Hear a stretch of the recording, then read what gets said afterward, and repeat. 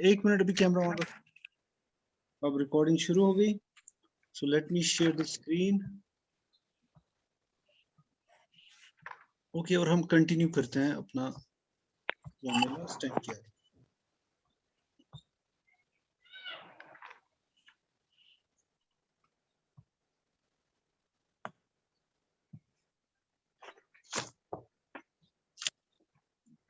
Okay, last time हमने किया क्या था? हमने कुछ एग्जांपल्स की थी नॉर्मल लीनियर स्पेस की। जैसे नॉर्मल लीनियर स्पेस को हमने लिया था, of course it's a linear space जिसपे एक नॉर्म डिफाइन किया है। तो normal linear space is a linear space X with norm which is a mapping from X to non-negative real numbers defined on it. Or norm is a function which is defined by these properties. That is, norm of X would be 0 if and only if X is equal to 0. That is, X is additive identity of the vector space of X, and of course modulus of alpha, norm of alpha into X is equal to modulus of alpha into norm of X, where alpha is a scalar, and you have to remember linear space के साथ एक field भी है K, which would be either the set of real numbers in our case or the set of complex numbers. Then you have the triangle inequality. X plus y is less than equal to, of course, X is a vector, norm of X plus norm of Y for all xy belonging to X. So these are the properties that define this norm. फिर हमने कुछ examples की थी। हमने किया था जैसे Rn पे हमने एक norm define किया था, which was Cn पे भी ही norm define किया था हमने। So that was norm X is equal to, that was norm of X is equal to summation modulus of xi square whole raised power 1/2 I runs from 1 to n। दोनों के लिए ये norm था, और इसका एक नाम है, इसको हम बोलते हैं यूक्लिडियन नॉर्म। यूक्लिडियन नॉर्म क्योंकि नॉर्मल नेचुरल नॉर्म है।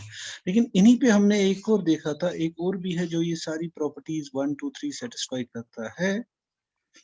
वो क्या था? हमने लिया था norm of X equal to maximum over I running from 1 to n। इसको हम ऐसे भी लिखते हैं mod of xi।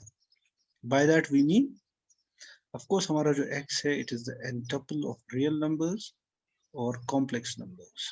ये तो तुम्हें पता ही है, ठीक है? Which is the same thing as, ये मैंने थोड़ा दूसरी नोट, लास्ट टाइम मैंने ऐसे लिखा था, है ना? लेकिन बात है लिखने की, दूसरी नोटेशन हम इसको ऐसे भी ले सकते हैं कि इसमें i का जो i को 1 से n तक ले लो, उनमें जो सबसे बड़ा हो xi इन मॉड्यूलस, तो उस वही है लेंथ ऑफ द वेक्टर। तो एक दूसरा एक जो अब तक, ये तो हमारा नेचुरल डिस्टेंस फॉर्मूला जो हम कह सकते, नेचुरल नहीं है लेकिन जो हम यूजुअल डिस्टेंस फॉर्मूला है हमारा, उससे हमने ये यूक्लिडियन नॉर्म डिफाइन किया था, और ये मैक्सिमम नॉर्म हमने एक और डिफाइन किया था जो इन प्रॉपर्टीज को सेटिस्फाई करता है। So we have now some examples of normal linear spaces, right? Okay. But we can go further. बल्कि हमें फर्दर ही जाना है। और मैंने ये भी कहा था, तुम चेक करो क्या ये नॉर्म डिफाइन करता है summation mod xi, है ना? I runs from 1 to n। तो तुमने चेक किया? हाँ, सही करता है। ये भी नॉर्म है ना? करता है सर। तो इस पे एक और तीसरा नॉर्म हो गया, है ना? इन दोनों पे हो गया ना? तो एक दो तीन नॉर्म हमने सेम वेक्टर स्पेस पे, एक वेक्टर स्पेस, एक लीनियर स्पेस पे, एक से ज्यादा तरीकों से हम notion of length, how to measure distances from one vector to another vector, उसको डिफाइन कर सकते हैं। लेकिन वेक्टर्स सिर्फ वेक्टर्स एंड टपल्स नहीं होते, है ना?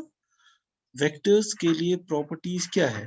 वेक्टर्स का जो हमारा एब्स्ट्रैक्ट अलजेब्रा में है, एब्स्ट्रैक्ट अलजेब्रा में जब हम वेक्टर्स की बात करते हैं, उसमें सिर्फ दो ऑपरेशंस होने चाहिए, x plus y, vector addition, ठीक है ना? और scalar multiplication alpha into X, ठीक है ना। हाँ सर।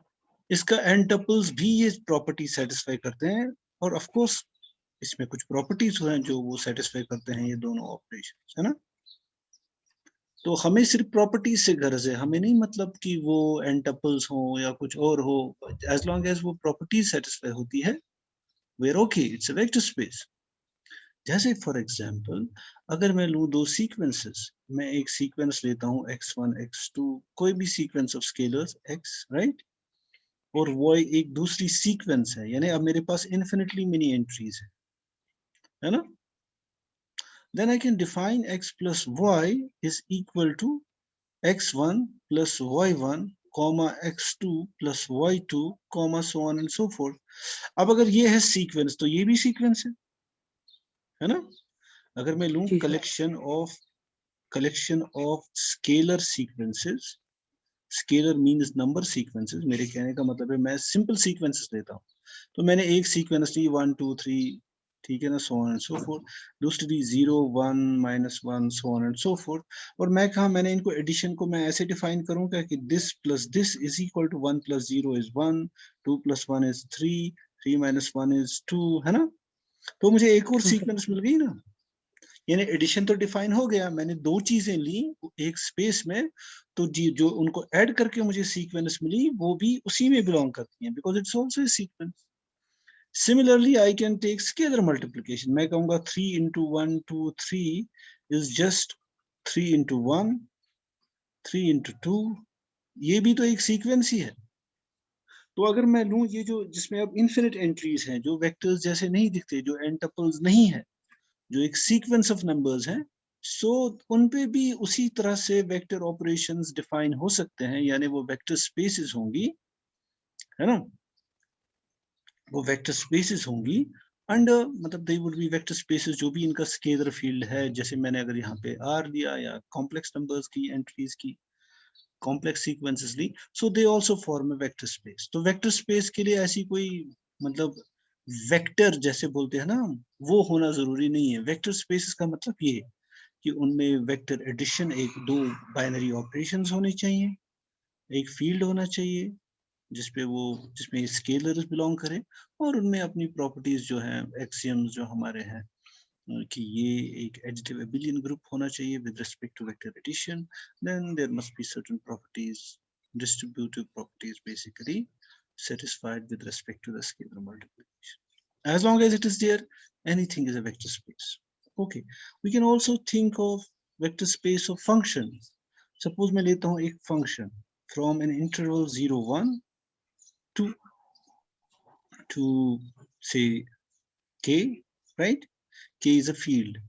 Then of course अगर मैं सारी functions ऐसे जमा करूँ, f such that f is a function, scalar valued function, ये जो एक collection है, अगर मैं इसका x नाम लूँ, x is also a vector space. Vector space. हाँ सर। Why? मैं कहूँगा मुझे तो दो चीजें चाहिए इसमें, एक तो वेक्टर एडिशन, दूसरा स्केलर मल्टीप्लिकेशन। मल्टीप्लिकेशन। मैं कहूँगा सपोज f1 एक फंक्शन है, f2 एक फंक्शन है, अब मुझे डिफाइन करना है f1 + f2 क्या है ना। मैं हाँ कहूँगा सर। f1 + f2 वो वाली फंक्शन होगी, अगर मुझे इसको x पे इवेलुएट करना है, मैं देखूंगा f1 of x + f2 of x. Now then f1 f2 is also a function, f1 f2 is also a function from say 0 1 to k. Why? क्योंकि इसका जो डोमेन में एलिमेंट है ना x, ये कहाँ बिलोंग करता है 0 1 में, और रेंज में है इसका सम। अब अगर f1 x k में है, f2 x भी k में है, तो f1 x + f2 x भी k में है। तो इस तरह से ये अब एक उनका सम फंक्शन है, ये भी एक फंक्शन है, यानी मैं डिफाइन कर सकता हूँ f1 f2, अगर दो फंक्शंस हैं which are mappings from 0 1 to the field k, then उनका सम भी है। इसी तरह से मैं alpha f1 of x define कर सकता हूँ, पहले f1 x निकालो, फिर उसके साथ अल्फा मल्टीप्लाई करो, क्योंकि ये भी k में होगा, because alpha is in k। In this way ये जो सेट है x is a vector space over k, यानी जहां पे मैं ये मैप कर रहा हूँ इंटरवल, या कोई भी सेट हो सकता था, यहाँ पे कोई जरूरत नहीं, यहाँ पे एक ए अगर मैं सेट लूं तब भी ये वेक्टर स्पेस होगी, कोई फर्क नहीं पड़े बजाय interval. So you can have many vector spaces. ठीक है ना? Not just n tuples, you can have sequences, you can have functions, you can have many things, as long as you can suitably define the vector operations, the vector addition and scalar multiplication. And what is f1 plus f2 जैसे यहाँ पे, and what is alpha f1. और अगर वो सारी properties satisfy करते हैं, यानी it is Abelian with respect to the vector addition and scalar multiplication की वो distributive properties भी होल्ड करते हैं, so it's a vector space. तो अब हम ये यानी लीनियर स्पेसेस बहुत डिफरेंट किस्म की हो सकती है, हमें सिर्फ ऑपरेशन डिफाइन करने की जरूरत है, या दैट्स इनफ अगर हम उसके वो वेक्टर स्पेस ऑपरेशंस डिफाइन कर सके. वो फंक्शंस हो सकती है, वो सीक्वेंसेस हो सकती है, बल्कि सीक्वेंस भी एक फंक्शन ही होती है और वेक्टर भी एक फंक्शन ही होता है इन अ वे, क्योंकि तुम्हें पता है sequence is basically a function from the set of natural numbers to k, है ना? और एक vector is a function from the finite set 1 to up to n to k. जिस तरह से सीक्वेंस, तो ये सारी एक्चुअली फंक्शंस ही हैं, तो इसीलिए हम इसको फंक्शनल एनालिसिस बोलते हैं ना. वेक्टर्स भी एक्चुअली फंक्शन सोचे जा सकते हैं, सीक्वेंसेस भी, और अगर उससे बाहर है, अगर डोमेन रियल नंबर्स हैं, कॉम्प्लेक्स नंबर्स हैं, तो they are also vectors. Now अब हमें अभी हमने सीखा तुम्हारे पास कुछ जैसे Cn है, Rn है, तुम्हारे पास वेक्टर स्पेसेस हैं, तो हम इनको डिफरेंट तरीकों से इस पे एक measure of length, different norms हम इसको डिफाइन कर सकते हैं. अभी तक हमारा एक्सपीरियंस यही है ना,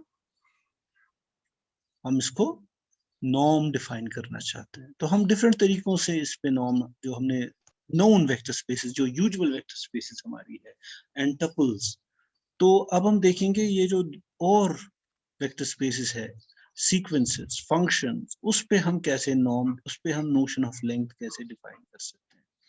इस पे तो हमने शुरुआत की थी, जो हमारा नेचुरल तरीका है लेंथ डिफाइन करने का, यूक्लिडियन लेंथ, तो वो हमने डिफाइन की. फिर हम थोड़ा एक स्टेप और गए, हमने चेक किया कि नहीं, और तरीकों से भी हम length of A vector define कर सकते हैं इन एन एब्स्ट्रैक्ट सेंस, यानी इन एन एब्स्ट्रैक्ट सेंस मैंने in a sense that the properties of the norm जो हमने पहले से ही तय की है वो सेटिस्फाई होती है. ठीक है, now let's come to the sequence spaces. अब सीक्वेंस स्पेसेस में हमें थोड़ा सा कर्टेल करना पड़ेगा खुद को. क्यों? क्योंकि सपोज अगर मैं लूं कोई sequence x1 x2 so on and so forth, है ना? अब अगर मैं अपना यूक्लिडियन तरीके से, जैसे n टपल्स में हमने क्या किया था, नॉर्म ऑफ x लिया था मैंने, summation xi square i runs from 1 to n raised to power 1/2, या मैंने लिया था नॉर्म ऑफ x अभी तक, मैं कह रहा हूं अपने जो ना Rn और Cn में, है ना? और दूसरा किया था मैंने maximum i runs from 1 to n mod of xi, ऐसा ही किया था. The question is, मान लो अगर ये सीक्वेंस होती, अगर मैं यही प्रोसीजर फॉलो करूं, नॉर्म ऑफ x को मैं डिफाइन करूं समेशन, अब चूंकि यहाँ पे n नहीं है, इनफिनिट है, i runs from 1 to infinity xi square whole raised power 1/2, या अगर मैं चाहूं नॉर्म x को डिफाइन करना maximum over i greater than equal to 1, मतलब सारे के सारे मॉडुलस ऑफ xi, यानी अपर बाउंड नहीं है, मतलब this is an infinite set, infinite sum, ये है इनफिनिट सेट, यानी मेरे कहने का मतलब है this is maximum of modulus of x1 comma x2 comma so on and so fourth, है ना? तो क्या मैं ये प्रोसीजर इस पे डायरेक्टली इसको ले जा सकता हूँ यहाँ? तुम्हें क्या लगता है? क्यों? क्यों? यहाँ पे डिफाइन नहीं है. नहीं, देखो अगर तुम्हारे पास 10 नंबर है, 10 नंबरों में कोई ना कोई सबसे बड़ा होगा, है ना? है ना? लेकिन अगर सपोज तुम्हारे पास सीक्वेंस हो ये 1 2 3 सो ऑन एंड सो फोर्थ, क्या मैं कह सकता हूं कि मैक्सिमम ऑफ दिस, अगर x ये है, तो वो अगर मैं नॉर्म x को अब लूं maximum of mod of 1 mod of 2 mod of 3, क्या पहले ये मैक्सिमम एग्जिस्ट करता है? No sir. क्योंकि दुनिया का सबसे बड़ा नेचुरल नंबर तो है ही नहीं, है ना? हाँ सर. है ना, तो ये डेफिनेशन ही फेल हो जाएगी। हाँ, अगर ये 3 ही नंबर होते, मान लो x होता 1 2 3, है ना, तो norm x ऐसे डिफाइन हो सकता था, है ना, maximum of 1 1 2 2 3 so that is just 3। 3 लेकिन जब ये इस तरह से हो, एक सीक्वेंस हो, तो मैं डायरेक्टली इसको इम्प्लाई इस तरह से नहीं कर डिफाइन सकते। नहीं कर सकता। इसी तरह से अब अगर मैं इस तरह से नॉर्म, पहले ये अंदर कोई फाइनाइट नंबर होना चाहिए, है ना, फिर मैं उसका स्क्वायर रूट निकालूंगा। अगर आर एन सी एन है तो ये तो पता ही है फाइनाइट है, सम ऑफ फाइनाइट नंबर्स है, कुछ आएगा 1 + 2 + 3 4 5 7 20 100 मिलियन 2 मिलियन। लेकिन यहाँ तो पहले ही पता नहीं ना, ये तो इन्फिनिट सम है ना। तो हमें कुछ कुछ अब अगर हम इस पे भी मीनिंगफुली नॉर्म डिफाइन करना चाहते हैं, तो हमें ये जो सीक्वेंसेस है ना, मतलब जैसे ये सीक्वेंस है, इसको बाहर निकालना पड़ेगा, है ना, हमें सीक्वेंसेस को कुछ रिस्ट्रिक्ट करना पड़ेगा, है ना। हम डायरेक्ट नहीं जा सकते। अब जब हम नॉर्म को एक्सटेंड करेंगे to more and more vector spaces, different vector spaces other than finite dimensional, तो वी नीड टू, मतलब हमें थोड़ा मॉडिफाई करना पड़ेगा अपनी चीजों को। हम डायरेक्टली इसको वहां नहीं ले जा सकते, इस डेफिनेशन को जो हमने अब तक किया। तो उसके लिए हम डिफाइन करते हैं, we define L infinity, L sub infinity. उसका मतलब है all sequences x1 x2 so on and so forth। of course sequences का मतलब ये जो xi है ये स्केलर्स हैं, यानी या तो रियल नंबर्स हैं या complex numbers. for all I greater than equal to 1 and there exists a positive number k, k नहीं लिखूंगा मैं, k फील्ड के लिए हमने यूज किया, a positive number c such that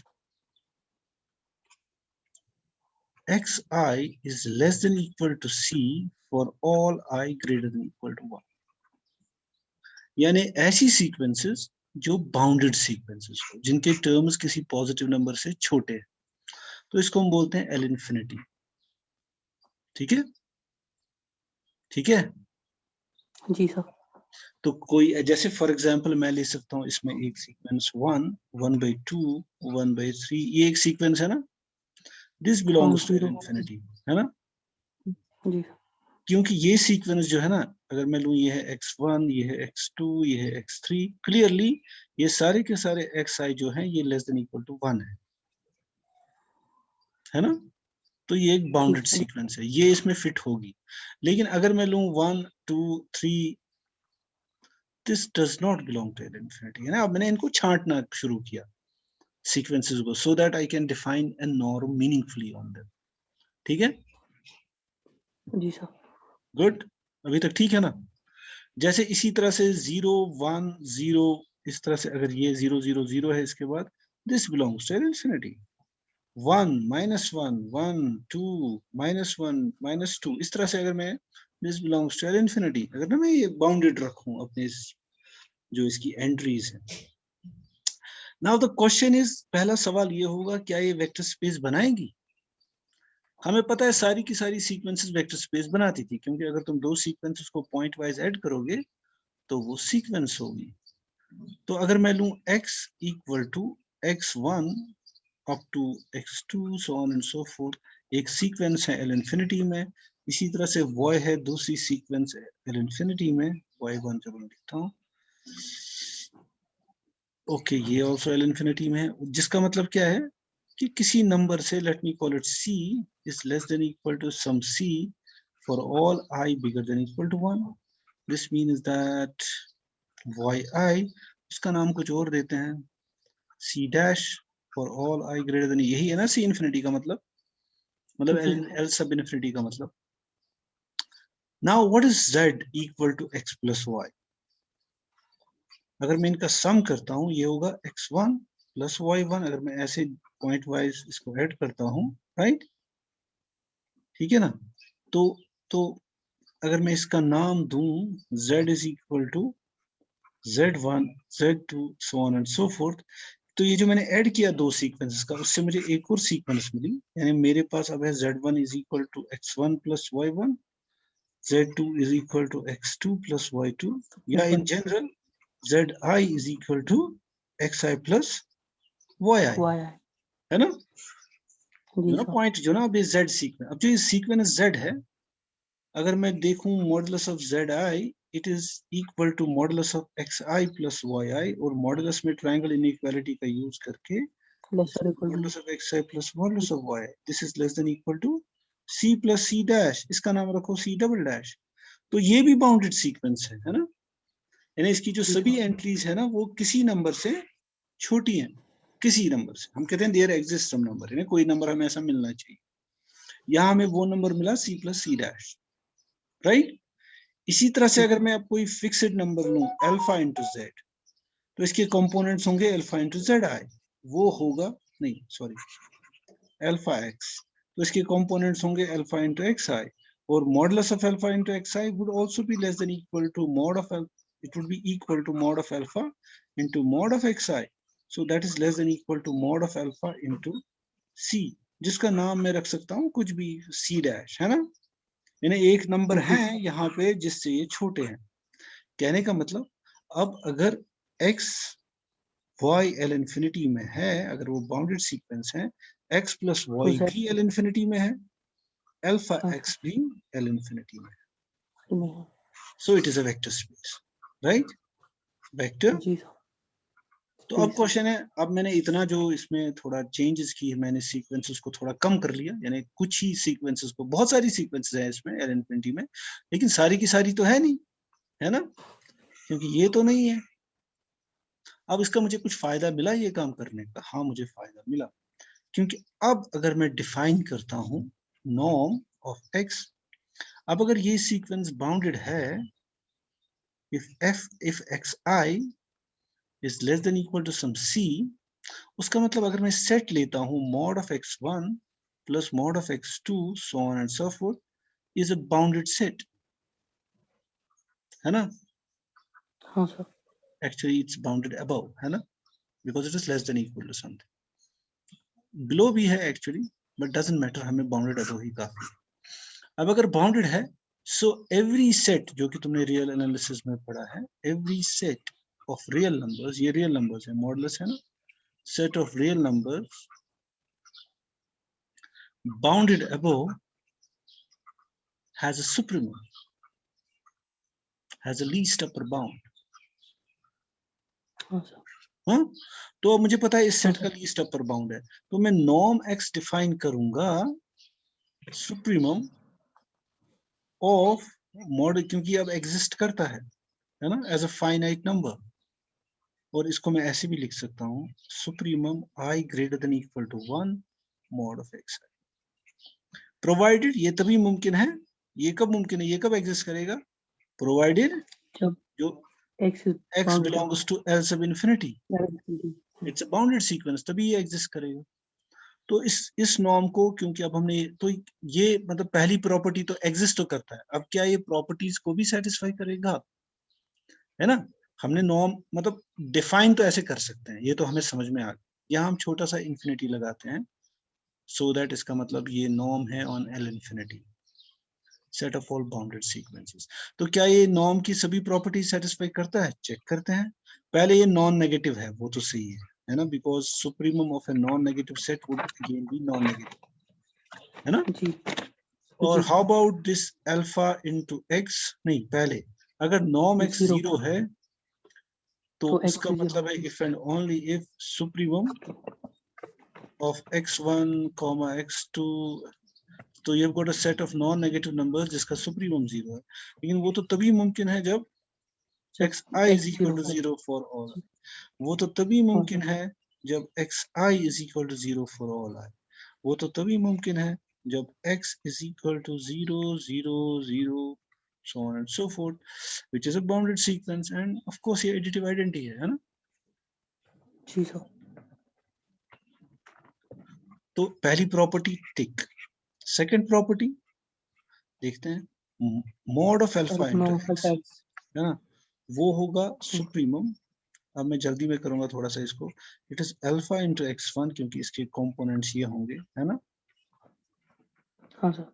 alpha जो x2 कि बराबर सो होगा सुप्रीमम, क्योंकि इसको मैं लिख सकता हूँ modulus alpha into x1 modulus of alpha into mod of x2 so on and so fourth, और इससे पहले भी हमने ये किया था, it would be modulus of alpha into supremum of x1 x2 so on and so forth, that is equal to mod of alpha into norm of x. ठीक है, ठीक है। दूसरी प्रॉपर्टी भी टिक। और तीसरी है ट्रायंगल इनइक्वालिटी, वो भी तुम चेक कर सकते, यानी नो, ये मैं तुम पे छोड़ता हूँ। ओके, अब हम थोड़ा एक स्टेप आगे बढ़े कल से। हमने अब ऐसी एग्जांपल ली सीक्वेंसेस की, है ना। हमने अब L इंफिनिटी को डिफाइन किया। L इंफिनिटी का मतलब all bounded scalar sequences, यानी all x's of this form which is a sequence xi belongs to k for all I greater than equal to 1, and there exists some c positive such that modulus of xi is less than equal to c for all I greater than equal to 1. So this is a normal linear space, है ना, normal linear space under the norm. norm इसका ऐसे हमने define किया, supremum of supremum I greater than equal to 1 modulus of x. ठीक है, तो एक और एग्जांपल हमारे कब्जे में आ गई जो n टपल नहीं है ना, जो एक सीक्वेंस स्पेस है। अब मैं एक और डिफाइन कर सकता हूं, what I call LP spaces. LP ऐसे ही सीक्वेंस स्पेसेस हैं, x1 x2 so on and so forth, ये भी सीक्वेंस ही है, xi belongs to k, लेकिन प्रॉपर्टी जो है वो बाउंडेडनेस वाली नहीं है। एंड हम इसको ऐसे लिखते हैं, summation mod xi raised to power p I runs from 1 to infinity is less than infinity, यानी ये कन्वर्ज करती है। इसको हम बोलते हैं pth पावर समेबल सीक्वेंसेस। अब एक चीज में लिखना भूल गया, वो ये है कि p must be a number greater than equal to 1।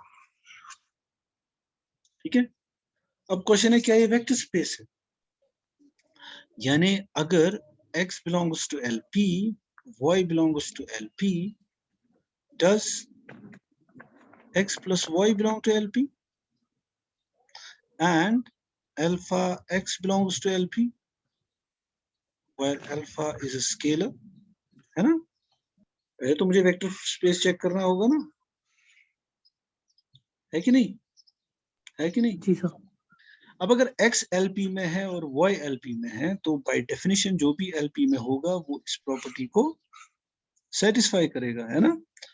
यानी अगर मैं x को लेता हूं, जैसा कि अब हमारा यूजुअल है x1 x2 so on and so forth, y को लेता हूँ y1, y2, so on and so forth, तो अगर ये LP में है तो मुझे ये मिलना चाहिए, summation modulus of xi raised to power p I runs from 1 to infinity is less than infinity, यानी फाइनाइट नंबर है ये, यानी कन्वर्ज करता है ये p to power summable sequences I runs from 1 to infinity और yi raised to power p is less than infinity, ये होना चाहिए।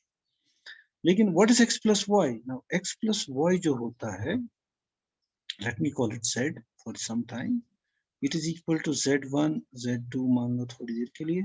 So this is actually equal to, चूंकि x plus y है तो इसके components होने चाहिए x1 plus y1, है ना, x2 plus y2 so on and so forth, ऐसे ही होना चाहिए ना। मैंने ऐड किया लेकिन इनका नाम थोड़ा बदल दिया just to make it। अच्छा, अगर x plus y जो है, अगर मैं लूं summation mod of zi raise power p I runs from 1 to infinity, ठीक है, this would be equal to summation modulus of xi plus yi raised to power p I runs from 1 to infinity, और अगर मैं इसको लूं इस तरह से raise to power 1 by p, यहाँ भी करूं raise to power 1 by p, अगर p है greater than equal to 1, so by Minkowski inequality this is less than equal to summation xi raised to power p whole raised to power 1 by p plus summation yi raised to power p whole raised to power 1 by p। अच्छा, अब मुझे पता है, क्या मुझे पता है, ये लेस देन इन्फिनिटी है, ये कोई फाइनाइट नंबर है, ये जो अंदर बैठा है। अगर कोई फाइनाइट नंबर है उसका pth रूट लेंगे तो वो भी फाइनाइट होगा, इसी तरह से ये फाइनाइट है, यानी this is less than infinity, और दोनों it is some finite number, तो उसका मतलब क्या होगा, उसका मतलब summation mod of z I raised to power p whole raised power 1 by p is less than, नहीं ऐसे में लिख infinity. सकता हूं, इट इज लेस देन, मतलब it's less than some finite number, है ना, raised to power p which is of course finite. Finite number को हम फाइनाइटली मेनी टाइम्स मल्टीप्लाई करेंगे तो फाइनाइट ही होगा, है ना, p is some जी sir. fixed number, p is some fixed number, right, and of course p is less than infinity, वो मैं बता रहा हूँ, ठीक है ना, वो लिखा नहीं है लेकिन that's implicit.